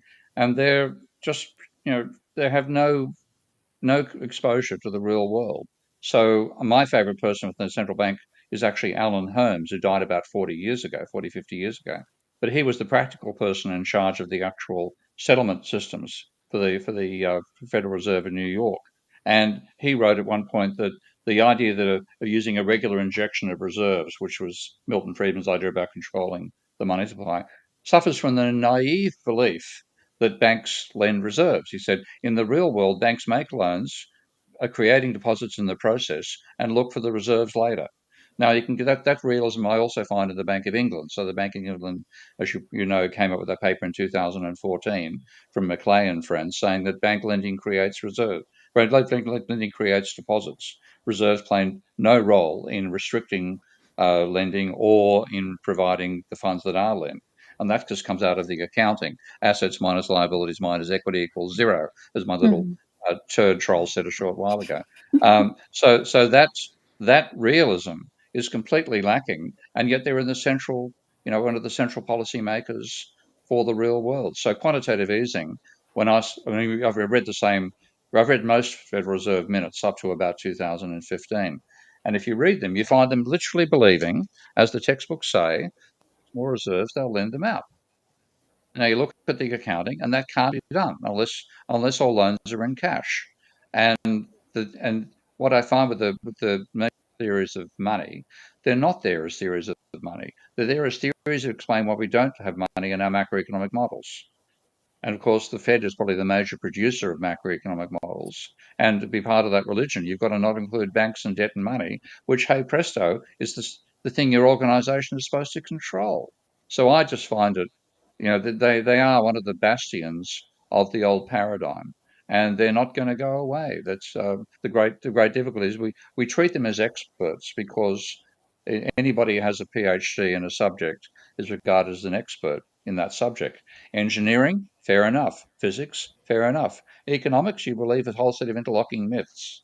And you have the myth makers in charge of the real world. And I find that incredibly damaging. So, and quantitative easing was clearly never going to have an impact upon lending, but it certainly had an impact upon buying assets because a lot of those, as you know, a lot of the bonds they bought back off the non-bank financial institutions, giving non-income earning cash in their bank accounts. And therefore, what do? They go and buy assets. So that side of it worked a treat. But that gave us, as well as having a private bubble that created the subprime catastrophe and there. Then we had the Federal Reserve say, "Oh, we'll do it instead," and I was, just again beyond horrified that that's the nature of the world in which we live, that controlling the real system. Well, and it's interesting to your point too about where expertise actually lies, because even back when I was working for that macroeconomic research firm, I mean, investors understand the implications of quantitative easing better than anyone. And actually, one of the indicators that we often tracked was sort of M1 and M2 money supply and sort of global liquidity measures and things like that. And those directly correlate to asset price rises.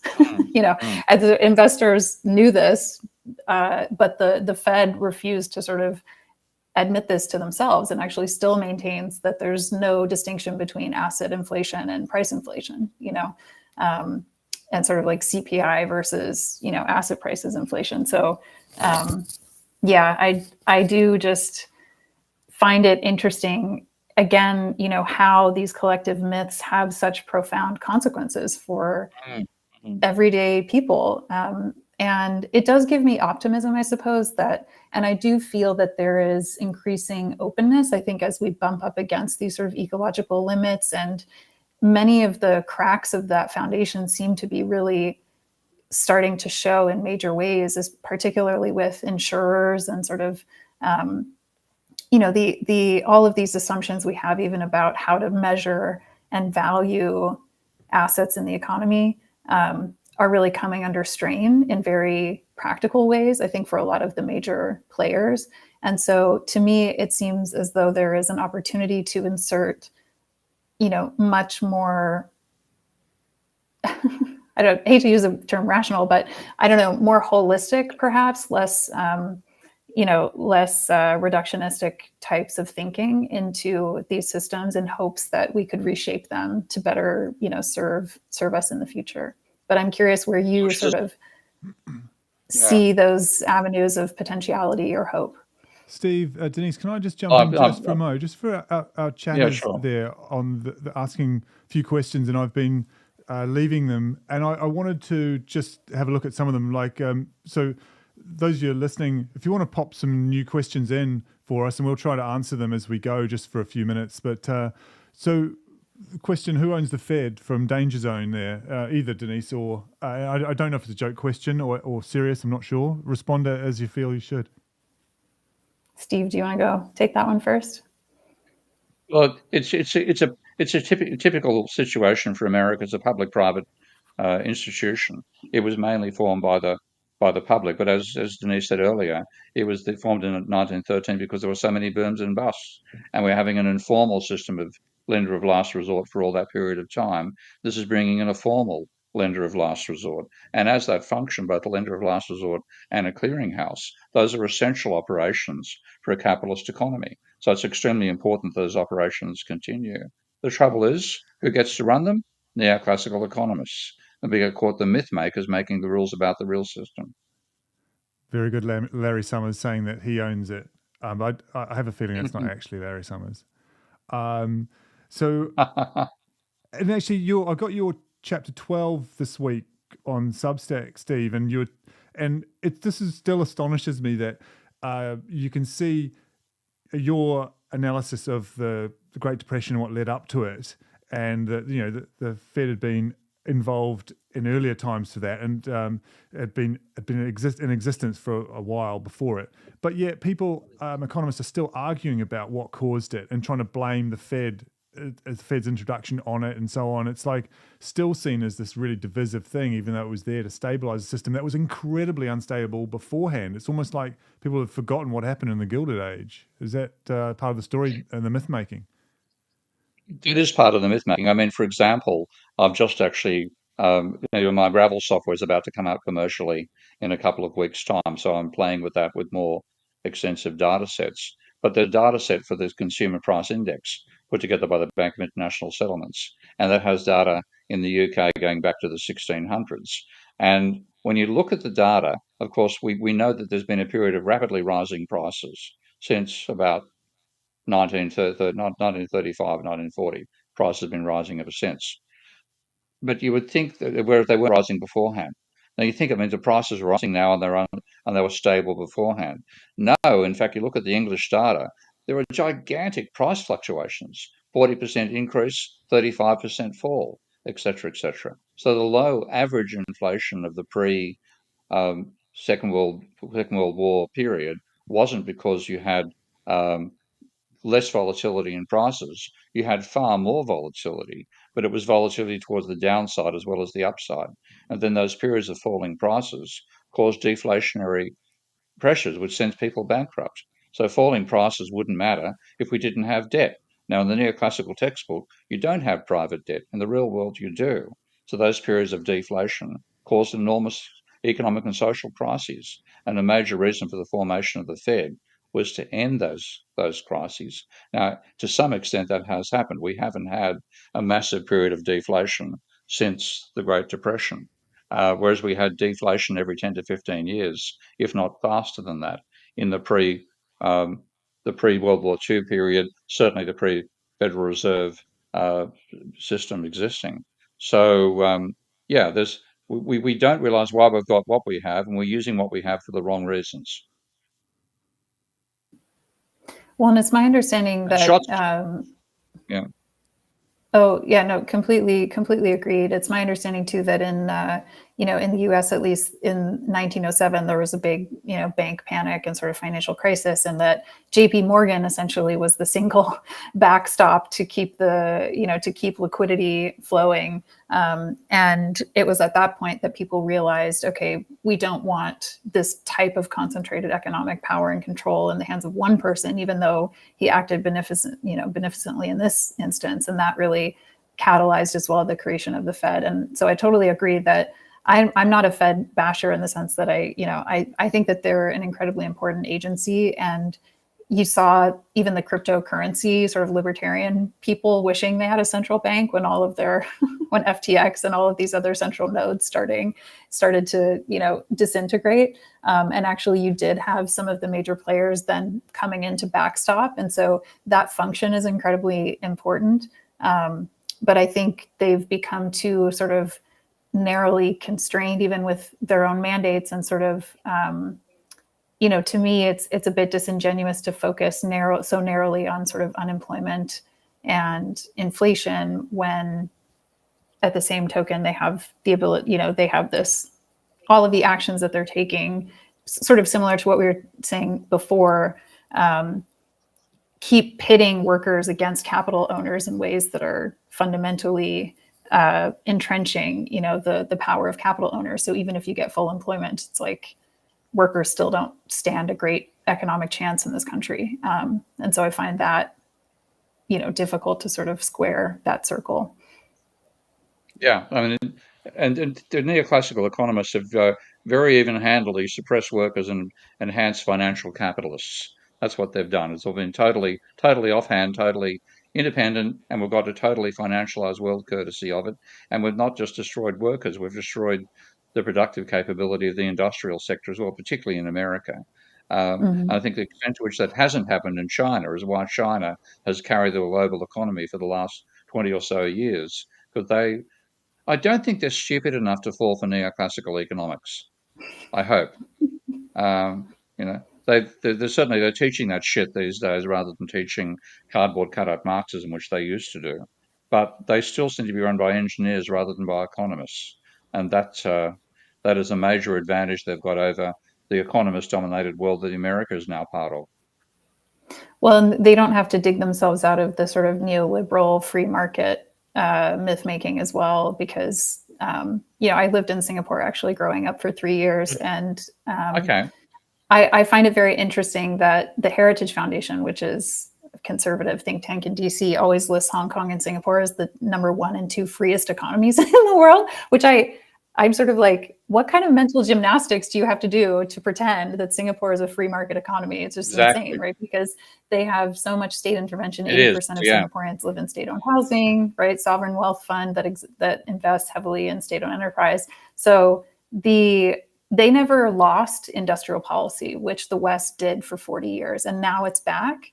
But we've had to do a lot of work to sort of get out from under this idea that liberalized markets without any kind of state governance, would solve all of our problems. Yeah. And I think to your point that's also why, that's why China has done well, because they've actually focused on real growth instead of like asset inflation, growthless asset maximization, which is really what most of the kind of firms have done now in the West. Yeah. It's a totally financialized world, and this is what I find so depressing, because if you go back to the 50s and look at what applied, particularly in America at the time, it was an industrial engineer-dominated society. And like the Happy Days vision we see out of, Back to the Future and so on, that was workers were generally happy because they didn't have enormous financial burdens. They had some degree of security, and the innovation was occurring in the products they were consuming, and they were getting better and better products over time.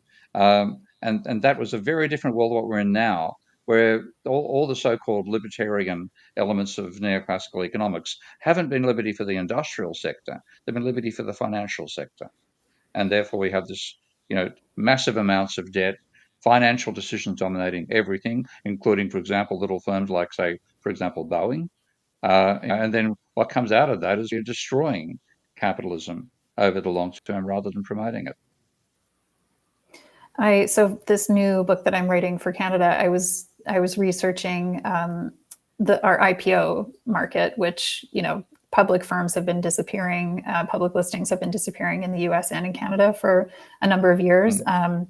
But what I found absolutely shocking was that in Canada last year on the TSX, the Toronto Stock Exchange, they had, I think, 134 listings, IPOs, but 84% of those were ETFs. They were exchange traded funds. which is Oh a just dear. financialized product, right? And I Yeah. was blown away. I mean, I knew it was going to be bad, but I didn't realize it was that bad. And my other favorite example is, I think in 2021, Tesla had a good quarter. They actually were profitable, which they had been struggling with, but they didn't actually earn their profits from manufacturing and shipping cars. They sold Bitcoin and carbon credits, and that's how they were able to Um, earn their oh profits that no. year. And it was like, these are financialized products that didn't exist 25 years ago, and yet now Yeah. this is actually the backbone of the sort of profit making for a number of companies, is this moating of intangible value like intellectual property or goodwill, or these sort of like completely fabricated in a way, measurements of Artificial value. products. Yeah. Artificial, yeah, Yeah. yeah. Yeah. And like one of the most popular posts I ever put out was called "The Roving Cavaliers of Credit," and that was a quote from Karl Marx, talking about what happens when the financial sector takes over the industrial sector. And as much as Marx got bashed for being, anti-industrial capitalism and so on, what he was really anti was the financial sector taking over production. He said at one stage, the circumstances allow this mob to take over real production, and they should know nothing about real production and should have nothing to do with it. But instead, what we've had with the certainly years of dominance of neoclassical economic thought, the whole market deregulation hasn't really deregulated the industrial sector. It's like the financial sector ripped.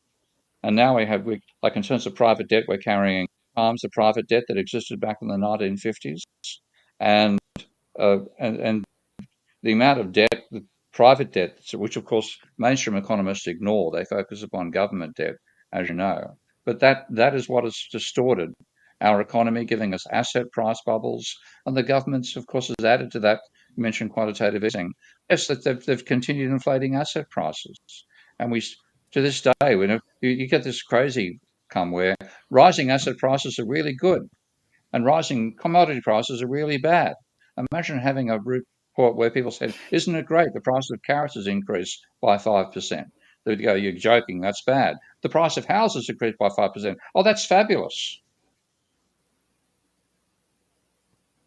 Dreadful So stuff. I'm System sorry, Dave. thinking. We're just thinking of trying to put some of these ideas together in terms of not necessarily what the solution is, but in terms of what's potentially positive about what's changing. There's is antitrust coming back into vogue that you're seeing at all, and I guess does it mean that maybe we're getting used to what Mariana Mazzucato's called, mission economies, where we have an industrial policy where we can choose winners without, fear or favor to some degree, if that's the right term for it. I'm just sort of trying to find a way to round out some of these ideas, if possible. Does that make sense? Yeah, absolutely. I mean, I see a lot of positive shifts happening, I think, within antitrust in particular, as I mentioned, in the US and Canada, and also in Europe to a degree. I think the resurgence of the kind of anti-monopoly origins of antitrust have really taken root, and they've moved the Overton window significantly. And so now, not just with the agencies too, but under the Biden administration, you had Tim Wu from Columbia come and actually establish a whole of government approach to these issues. And there was an executive order on competition.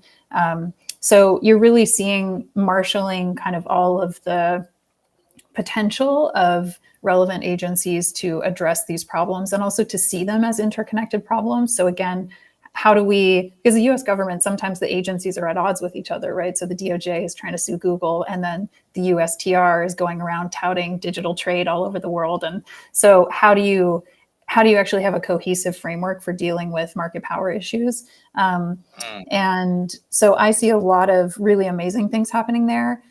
Of course, as a result, they're getting tremendous pushback. They're getting sued by the Chamber of Commerce. And, I think the Wall Street Journal has written, I actually told my old policy group to start tracking how many negative op-eds they had written about LenaCon. And I think we're above 90 now.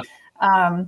So, there's tremendous pushback, and narrative pushback, of course, is a huge part of it. So, but I will say, and then you're seeing now I think the kind of industrial policy protectionism is good in some ways, negative in other ways. We saw just this week Biden issuing the 100% tariff on Chinese-made EVs.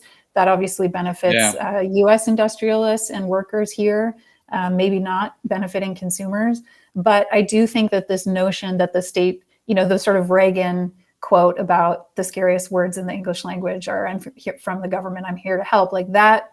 Not even the conservative think tanks in DC believe that anymore. Everyone is all in on trying to think about industrial policy in a way that benefits, hopefully all Americans, but certainly U.S. interests. And I do think that states are becoming more rivalrous. Like, we're one of my favorite writers as well as Will and Ariel Durant. They looked at 5,000 years of human history, and they kind of looked at patterns.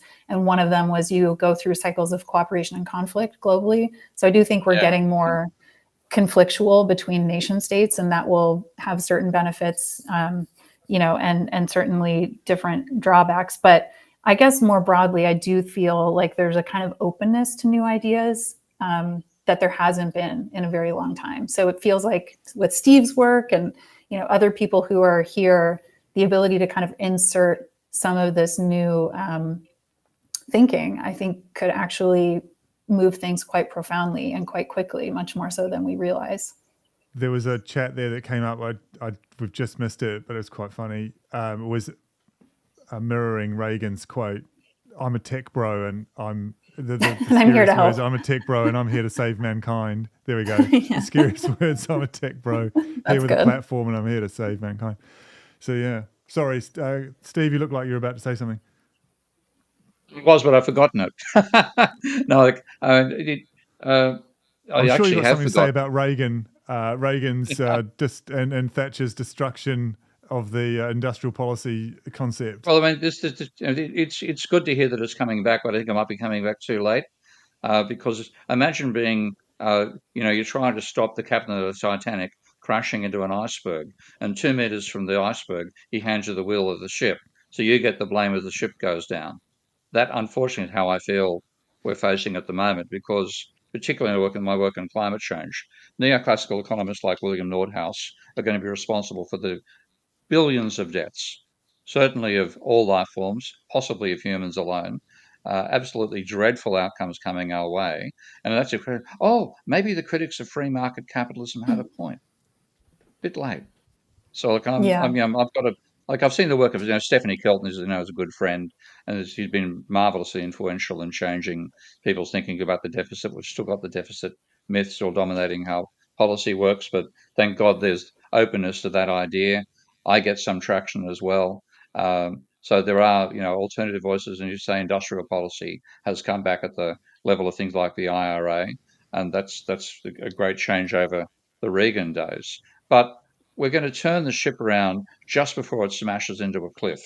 And that's my worry, that it's, yes, we're getting listened to finally, but I think it's too little too late. And I am very, very scared about what's going to happen over the next 2 decades. Mm-hmm. I mean, I agree with you, Steve. I think I try to remain optimistic just so that I, don't get too depressed, but don't sleep your feeling. Yeah. Yeah, I mean, I would also say, I think the neoclassical sort of, critiques of neoclassical economics and economists is completely well placed.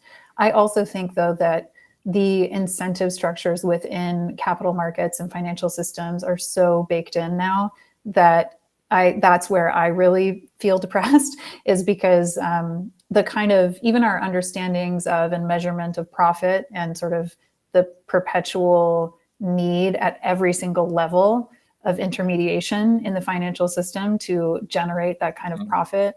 I think that is the thing that really makes it challenging for me to understand how we get out of this. I think there are possibly ways, but it really involves us going right back to the root of sort of how do we even calculate and understand economic value? What do we ascribe it to? And are there new ways of measuring, and there are, people are proposing alternatives to GDP and so forth. But I think very practically speaking, for institutional investors, for pension fund investors, for all of these actors who theoretically should be aligned to planetary well-being still have to exist within this system, which ultimately undermines the objectives. It's like a fallacy of composition. And so that's where I struggle to see the pathway forward. There's a comment there. You're talking about, yeah. There's just a comment there suggesting that, as you know, Steve, I'm not a good soldier for MMT, but I'm sympathetic to it. And there's a comment just saying, that is the vehicle by which we can allocate resources or something like that. I'm butchering the quote. If it's possible to pop it back up, then great. But the idea that MMT might come to the rescue, and you've been just chatting with Stephanie recently, so I don't know if that sort of conversation comes up. There we go. The only somewhat useful thing economics has to offer now is MMT, means we the people can demand they fund us creating our regenerative systems. What are your thoughts on that?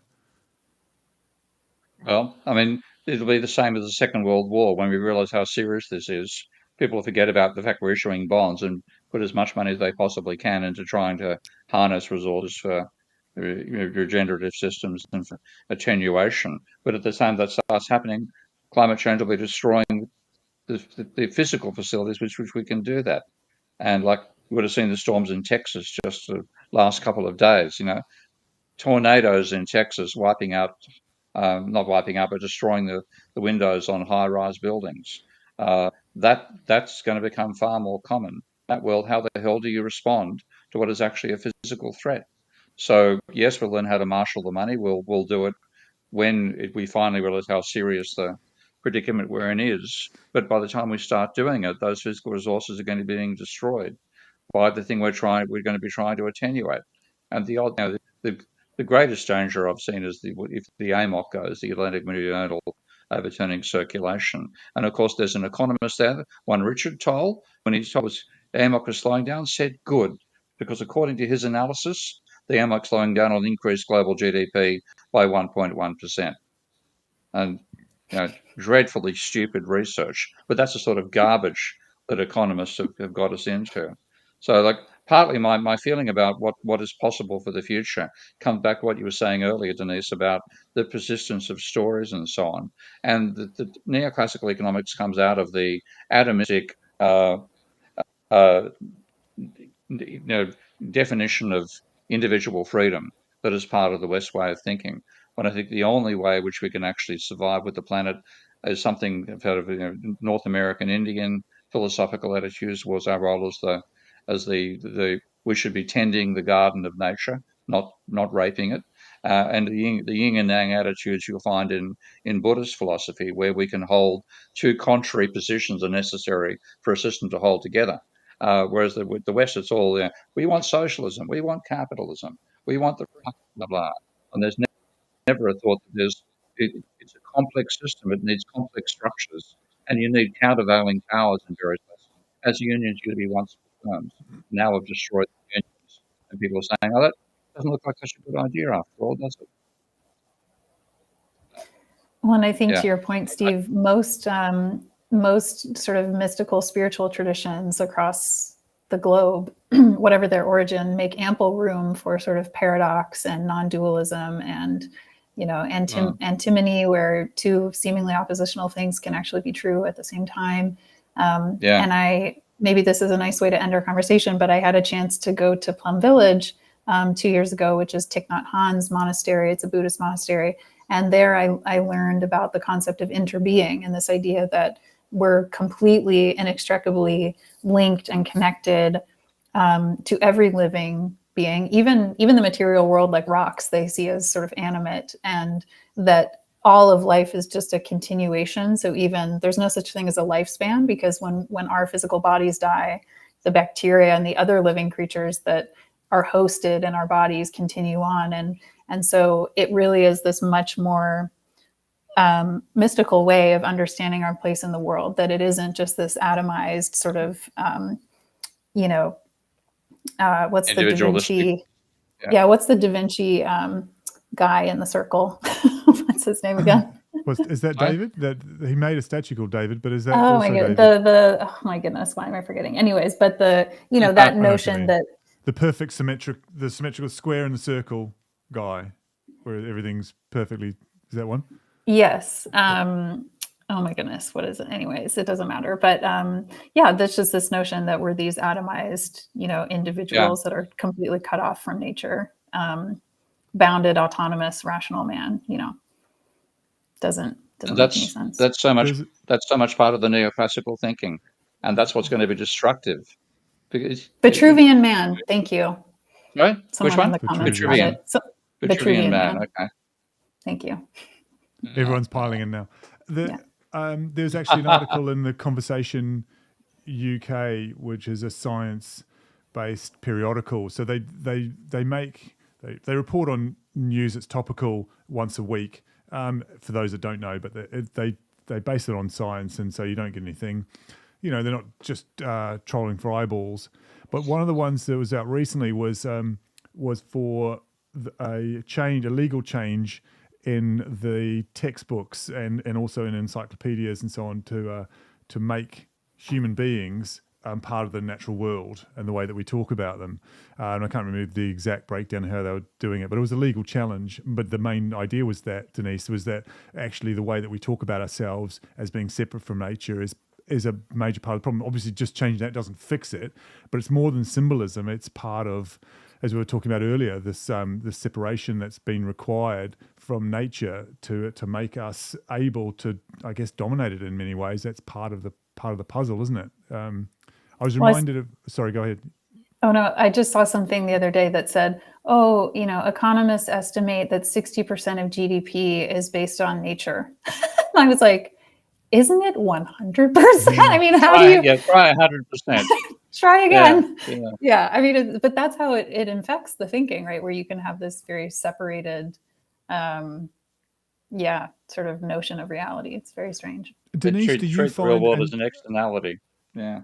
That's it. And Steve, do you find this? I know you do as well, but Denise, do you find that just questioning some of these narratives, you automatically get seen as anti-capitalist or communist, that people jump to extremes easy, but simply by questioning it, which is weird because surely innovation comes from questioning and making things better. So I don't consider myself not a capitalist because that's the water we swim in. It's really hard to not be a capitalist in this world. Do you know what I mean? But do you guys find that just questioning it at all just get pounced on? I mean, I just find that even the language of capitalism and socialism now is too fraught to be able to enter into dialogue. So I try to actually avoid those where possible because every system, every economy in the world is a mixed system on a spectrum somewhere between the two. And so I think it's really much more about sort of let's describe the future that we want. Let's describe its contours. Let's describe the rules that we want to govern that type of system. And then but I think people can jump to conclusions, but I try to avoid it. Yeah. Love that. Yeah. I struggle. Steve, I know you do. You don't tend to get into obvious left versus right debates, which is a credit to you. I just find it really hard to extricate myself from them. Like Denise probably is more nimble than I am, but I find it tiring. I can't do nothing that I've come across is ever obviously left or obviously left. I think those industrial type titles aren't particularly useful for discussing this sort of thing. So I think that's a really good place we can start to wrap things up. And as Denise said, it's about thinking in systems. And the trouble is that the neoclassical approach is not systemic at all. And they think it is. They think equilibrium means systemic, and they couldn't be more wrong.